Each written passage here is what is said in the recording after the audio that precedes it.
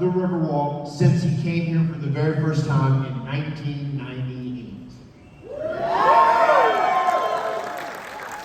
Give it up for Santa. He's born. I have been through all the space and time. In this cohesion that the nefarious brother Nero has put me in exchange to everything. I have broken my brain in its potential. That's right, now I use 77% of my mind. I am no longer even a mortal man anymore. And I go to the whole promo, right, and I'm talking like in this strange accent. It's got like a little British in it, just a little bit of everything rolled into one. So I was trying to figure it out and master it.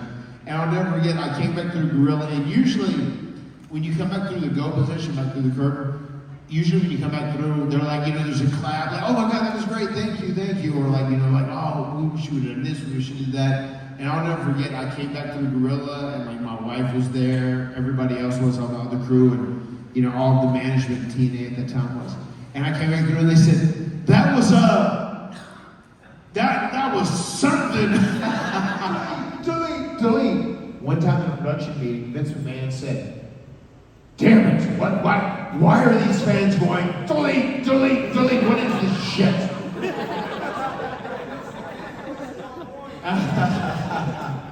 Good, because I'm going to have to use it a few times for this. They said, oh, well, Vince, that's something the Hardys are doing right now. They're white hot. They're doing these characters called Broken Matt Hardy and Brother Nero, Matt and Jeff are. And Vince said, damn it, bring them home. He said, whoever they're with, I want them all. Bring me the whole act. So that conversation happened. And we were actually talking about staying with TNA because we loved what we were doing. They had given us this great creative control, and we had all this freedom to really experiment and try different things and whatnot. It was so much fun. We were having the time of our lives. There was a point where the company was in danger of going out of business, and it stayed popular enough during our time that we were doing the whole Broken Universe stuff. They were able to sell it to a new owner, which is actually Anthem, who are the people who own it now, and actually TNA's doing it. That's good shit, pal! Sheamus and Cesaro, we have a huge announcement about your WrestleMania 33 ladder match. There's going to be another team involved. And they're here today to talk to you about the match and kind of figure things out and everything. And they're like, you know, they're all kind of stunned, whatever. And we're sitting there and said, all right, guys, open the doors, get out. And we open the doors, and as soon as the doors open, Carl Machine Gun Anderson says, Brother Nero, I knew you'd come. Which popped us huge, so funny. And everybody got a good laugh out of that. We got out, the Good Brothers were super excited. Enzo and Cass were going nuts, so we're super excited to see us. And he was right, Sheamus and Cesaro, they like had frowns, they were upset. Damn it, we're not winning now. So we got there, we talked about some stuff. We had a working outline of what we were gonna do in the match, so to say. We head back to our hotel. We go to WrestleCon Friday morning. We signed for 5 or 6 hours. It was nonstop. We were super hot at that time. We end up going to the WrestleCon Super Show. We were the main event, and a lot of people don't even remember this or aren't aware of this. That night of the WrestleMania 33 weekend, we wrestled Penta in Phoenix, the Lucha Bros. You guys know Lucha Bros now? They're killing it. I love all this crazy stuff already. You know, like I'd stepped away to be on the phone for 10 minutes, and he's already came back, and he'd already had a spot where he was going to be on a 12-foot ladder and jump off and do a swanton through 2 tables on the outside of the ring with the Bucks. Wild, of course. So we're sitting there, and then all of a sudden, we're talking about some other stuff again, trying to say, oh, Jeff, maybe let's not do that right now. You know, maybe let's just keep that swanton in the ring as opposed to jumping out of the ring. Not so high. And then all of a sudden, my phone starts ringing again, and I look, and this is what I called it when I was Broken Matt Hardy. This is how it was saved on my phone. It said, the man with 3 H's. I still haven't saved it on my phone to the end of this day. And it's him, and he says like, I go, hello, he goes, hey, Matt, it's Paul. So, Vince is freaking, why are you guys on a ladder match? And I go, oh, well, you know, that's how this thing was booked, is a ladder wars against the Bucks. He said, but they're going to do a lot of the heavy lifting. He says, well, I'm going to tell you, he said, Vince is upset. And he said, like, if Jim gets hurt, it's going to be your fault. I said, why is it always going to be my fault? And he said, well, he just knows, you know, he said, he knows you're the architect, he knows you're the engineer of everything. I said, no, we're like putting this together real smart. We're gonna put together a smart match. It's gonna be good. We'll be fine. So look, tomorrow's WrestleMania, and like it's a big day for you guys. And Vince is really excited. And he's like, hello? Damn it, Matt! Damn it! Why the hell are you doing a ladder match in the honorable ring? He said the honorable ring. Nobody cares about the honorable ring. Tomorrow, damn it, Matt, it's the showcase of the Immortals. It's WrestleMania. Tomorrow's the big day. And your brother, he's batshit crazy. He's gonna go out there and paralyze himself, I just know it. If he gets hurt tomorrow, I blame you. Damn it. Certainly not getting any love here. It's good to talk to you too, man. I'm so glad you've been able to turn your company for 3 years. And then he goes, damn it, we need you to be safe. Tomorrow is the showcase of the Immortals. The biggest event of the year. And it's WrestleMania 33. And if things go off like I think they're gonna go off, I might even shoot fireworks for you guys. And I was like, what a weird comment. If things go off like I think they're going to go off, I might even shoot fireworks for you guys. So crazy. And I go, look, Vince, I said, I have been in for all of this. We'll put everything together for the rest of this small match. We're going to be good. I promise. We'll be good, and we'll be ready to rock and roll for this ladder match tomorrow. We'll kill it. It'll be good. He said, you better. Because if anything happens, your fault. Got it. Thanks a lot. I'll see you tomorrow. Damn it!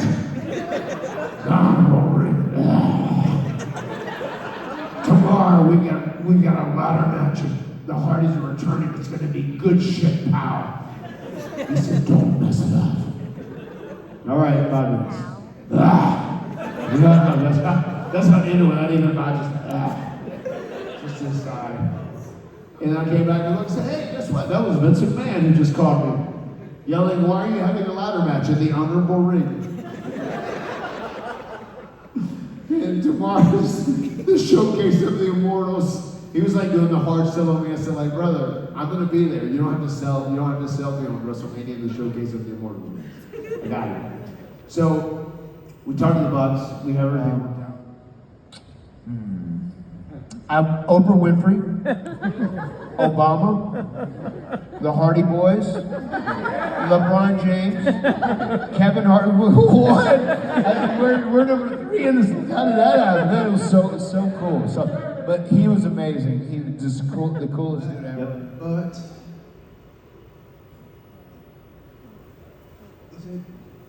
is it too much to ask if there's a single run in the future? And if so,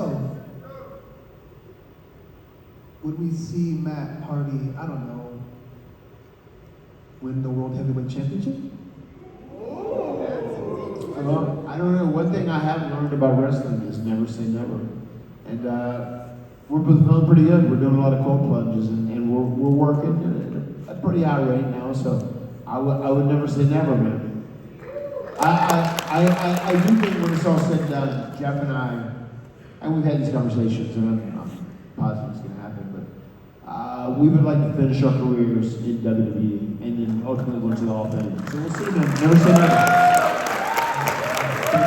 Thank you, brother. Okay, so this is a true story, too. Yes! I actually pitched one time, when I started doing Broken Mat, and we called it Woken Mat because there was a little bit of a lawsuit going on in the midst of it, I turned to Vince. Vince said, "Is there anything that, pow, Matt, is there anything with this broken Matt character you think would make it better? Then we can do it." And I said, "Yes, I do have something." I said, "Have you ever watched the show Dexter?" He said, "Dexter? What is Dexter?" And I said, "Well, it's a show about this guy who saw his mother murdered in front of him, and he had this issue, and it made him want to kill people, and his stepdad like taught him this code, like take it out on the bad people and they get away, whatever. This is a pretty cool idea." I said, "But his stepdad is no longer alive, but it's his conscience now. It's like his northern light. It's kind of like his guiding force. Jeff is out hurt, right? And Jeff is hurt. He had shoulder surgery, but he could travel and stuff now. So what if Broken Matt is there, and I go like, oh my God, how am I ever going to do with the Tolita of worlds, Bray Wyatt? What must I do to defeat him?" And then like all of a sudden, in the corner of the locker room, Jeff is sitting there with a sling on. And then I'm going like, "What must I do, Brother Nero?" And Jeff's going, "Well, you have to think about this. His rocking chair, if you can destroy it, or you can do this, if you can take out the lantern, that's probably what it is." And then I go, "That's brilliant, Brother Nero. I'm so glad you said that." And at this point, then, like, John Cena walks in, and he goes, "Who the hell are you talking to?" And there's nobody there. It's just like I see Jeff in my head, like Dexter would see his father on the show, if you follow it. And I explained this to Vince, and Vince said, "I don't get it." I said, "What's the really vibe of the show?" He said, "I don't like it." He said, "If Jeff's there, I want him to really be there. Damn it, man." And I said, "But Vince, it's the concept behind it. He's kind of in my mind, and he is there. And that way, you have him on TV, like we have Jeff Straw Power in the segment, and it fits for the Broken Man character." He says, "It's not my cup of tea." I said, "But Vince, it's good shit, pal." He said, "That's not good shit, pal." So there was my argument. And that's based on a real story. Real events. Thank you, brother. I love you, man. It was great, man. We had stayed in contact. I first met him when he came in and did Husky Harris in NXT, and I followed his career. And when he was doing the whole Bray Wyatt thing, I thought it was so brilliant and so smart and so different, and loved the stuff he was doing.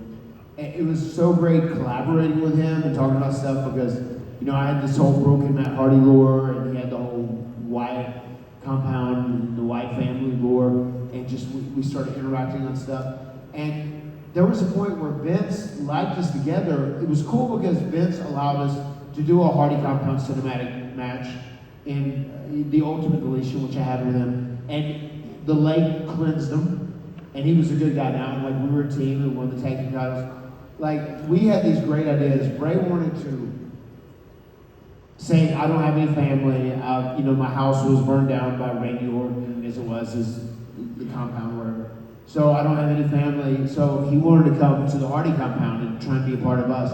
And he had this real cool idea where he just wanted to come like with a stick, with like a bandana tied on. It was like like you envision a hobo would be like in a cartoon or something. He said, "I come and it's just me with a couple of my, earthly possessions, and then I have a monkey man with me." He said, which is a guy that like walks like a monkey but can bend over and do all these tricks. And the monkey man is my best friend.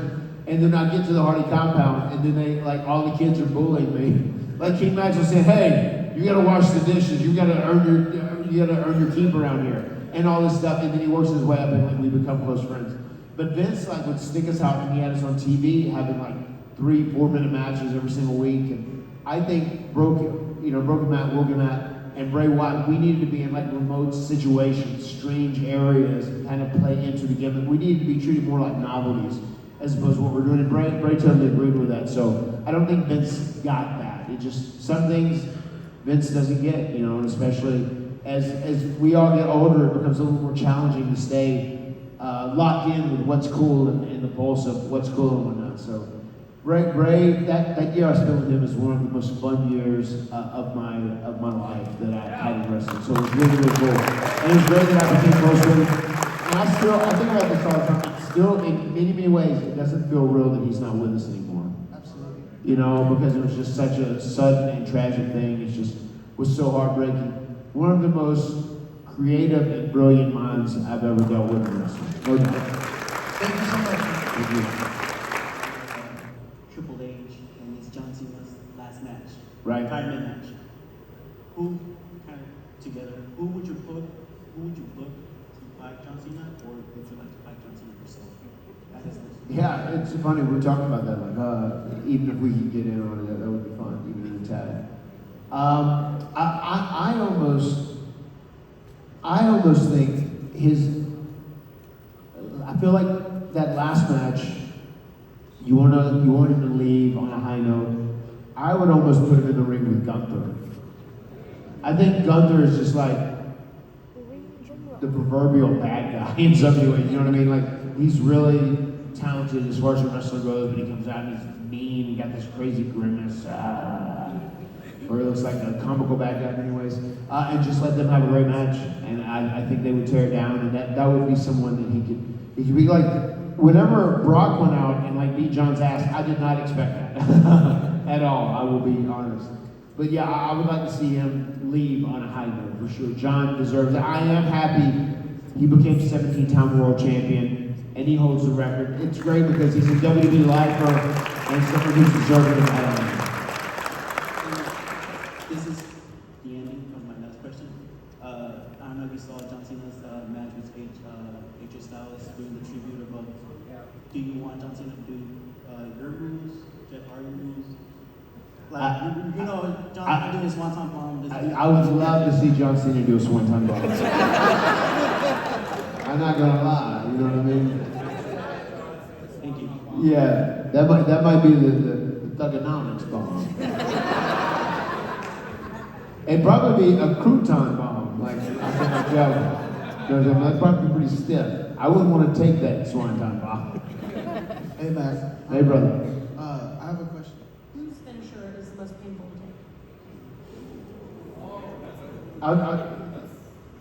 Brock Lesnar was one of the most vicious. Like, he was just when you were in the ring with him, you could tell he was like a dominating monster. And I took the F5 a lot. There was a point where I took it on the stage one time, and that stuff was so hard and great. That's probably the worst finisher I've had to take. Just taking that. He doesn't do anything half-ass. You know, he was going full steam and just taking the F5 on the stage is still great. That seems to be a very common answer between other wrestlers too. What's that? So that seems to be a very common answer between other wrestlers too. Yes, yes, very much so. Hi Matt, big fan. I remember as a kid I would jump on the trampoline with my friends doing y'all's moves. Swanton bombs, whisper in the winds. I know those are Jeff's, but Yeah. we would do it all. Twist of fate though, we would end it. Quick question, it's actually for my friend.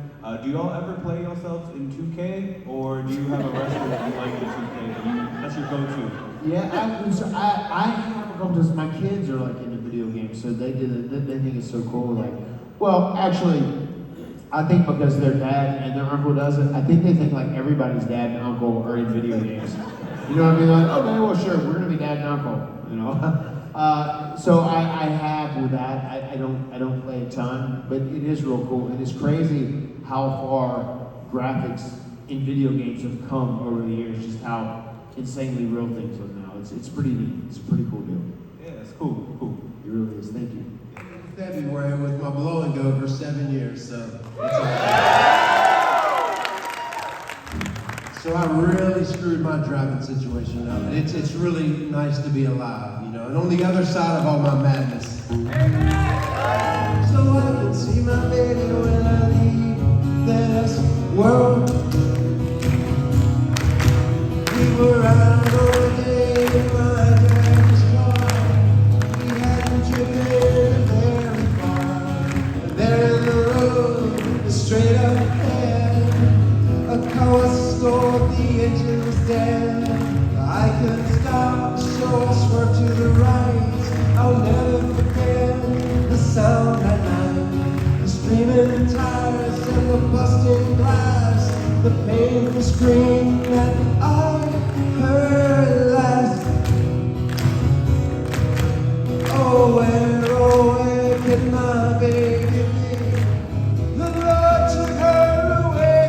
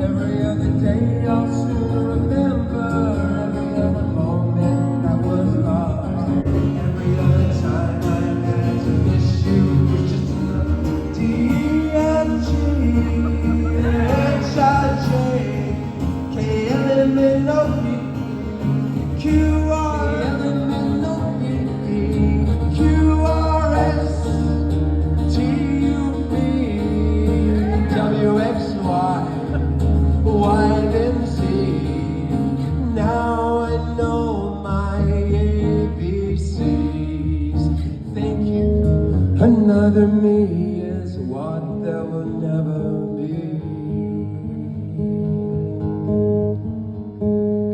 Another life like this you'll never see. You see, another me is what there will never be. Another life like this you'll never see. Another day is all I think about. Equal we are when time runs out. Another memory I seem to be in a lifelong game of monopoly. Another direct line I want to bend. Another form of disease I want to end. I want to end. Another day is all I think about. Equal we are when time runs out. Another memory I seem to be in a lifelong game of monopoly. Thank you, Heavenly, for my health and history.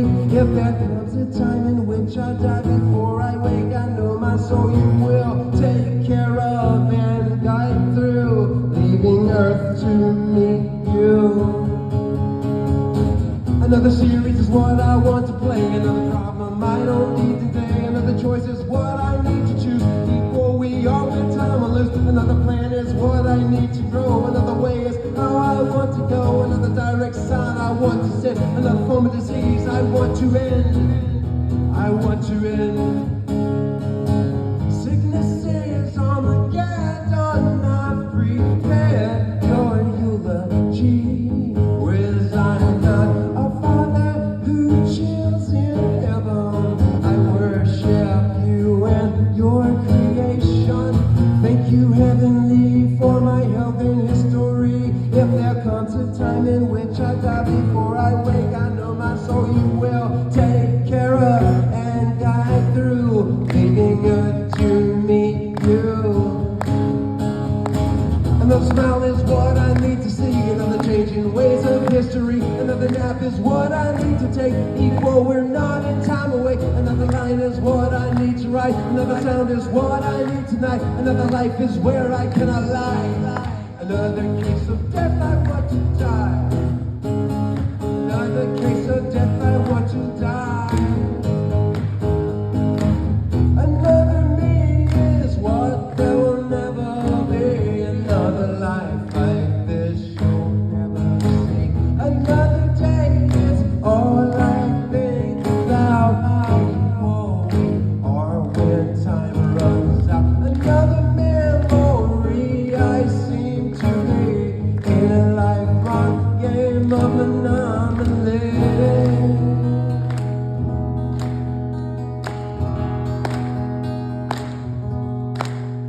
Thank y'all, that was cool. I've done all I can to drown this homicide.